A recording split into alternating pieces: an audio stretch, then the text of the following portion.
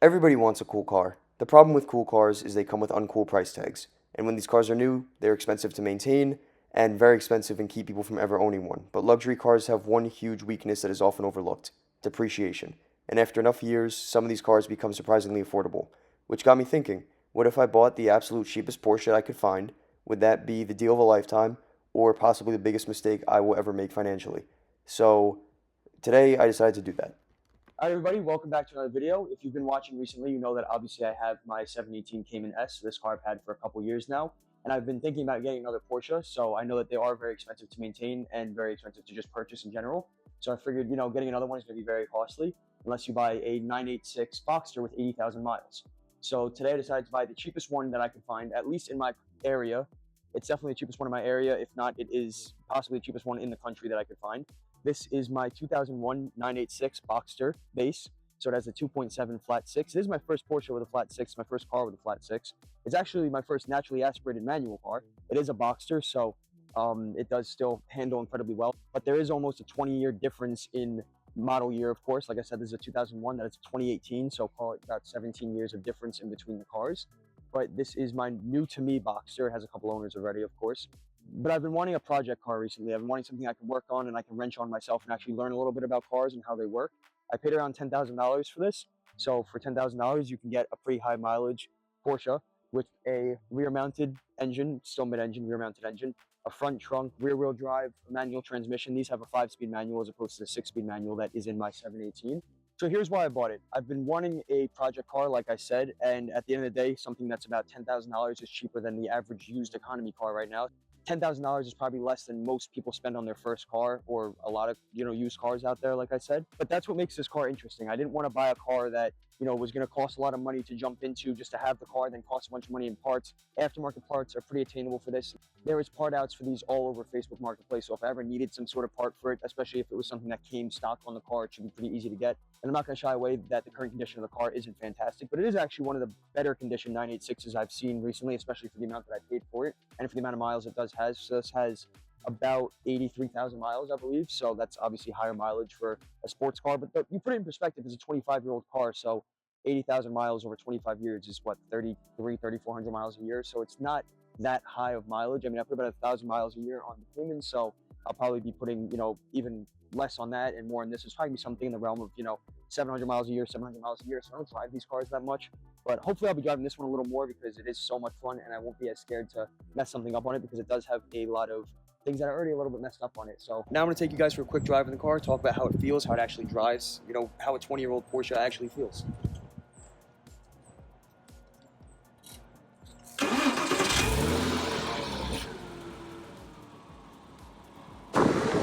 So this car actually feels very good considering it's 20 years old. It handles really well. I do see why people love these cars, why there's such a big following for them. It doesn't feel like a car that I just paid $10,000 for that's 25 years old.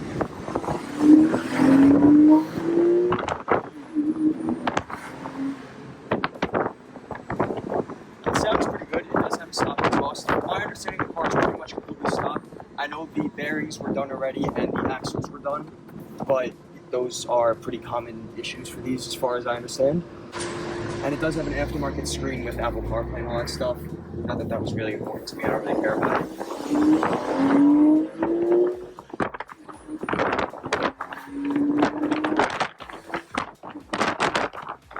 There are some parts of it that are going to need some love, and we'll get into that probably in the next video. I don't know if everything that's actually wrong with it. But like I said, this car is going to be sort of a project car to me, so I want to learn a little bit more about cars. That's my overall plan for this for the next few months. We're going to build this car up, we're going to put some money into it, some work into it, and see how good we can make a Porsche for an affordable amount of money. Now, I don't want to go how I did on my Cayman and spend $20,000 on parts because that ruins the whole point, right? The whole point of the Cayman was to build a lot of power and have a ridiculous car. I want to see how cheap I can keep a Porsche and still drive the car, and still own a Porsche, and still have a great experience driving the car without spending a ridiculous amount of money. So probably gonna do some exhaust stuff, maybe some electronic stuff, mess around with the headlights, mess around with the suspension, bumpers. I mean, we'll play around with it. This car is purely for the channel. I really wanted to get some sort of project or something to just kind of almost build with building the channel. So I thought this was a really cool option because I'm obviously a big Porsche guy. Pretty much all my dream cars are Porsches, variations of Porsches. So I figured, why not get into one of these things you can get for $10,000, which again is a pretty attainable amount of money for someone to spend on a car. Would I advise someone to buy this as their only car? Probably not. Probably better second car. It is still rear-wheel drive. You don't really have that much safety. You don't have that much storage. You know, the manual is kind of the way to go on this. This is a 5-speed manual. I know they came in automatic. I honestly haven't seen that many with automatics, and there was just zero chance I was going to buy one with an auto. So honestly, I don't know if this was that good of a purchase. I think it was a great purchase, but I'm curious what everybody thinks. We have a lot of cool plans for this car. This could end up being either one of the worst cars I've ever owned or one of the coolest cars I've ever owned, so we'll see how that goes. But there's going to be plenty of videos with this car on the channel, so get used to seeing it a lot. I'm really excited for what we have planned for this car, and I'm really excited for all of you guys who are watching to be a part of the journey. So please like, comment, subscribe, and definitely comment things I could do to the car or ideas you have for the car or issues it has. I know it has an issue with IMS bearings, but that's already been fixed. I have the service records for it. I know these have some issues with the axles, but that's already been done. I also have the service records for that. This car has actually been very well maintained. I have a book this thick of service records for it, so hopefully that all works out very well. But let me know what you guys think in the comments. Let me know what you think of my new car, what you think I could do to it or should do to it for that matter, and what you guys might like to see on the channel. Of course, as always, thank you guys so much for watching, and I hope to see you guys in the next one. Bye-bye.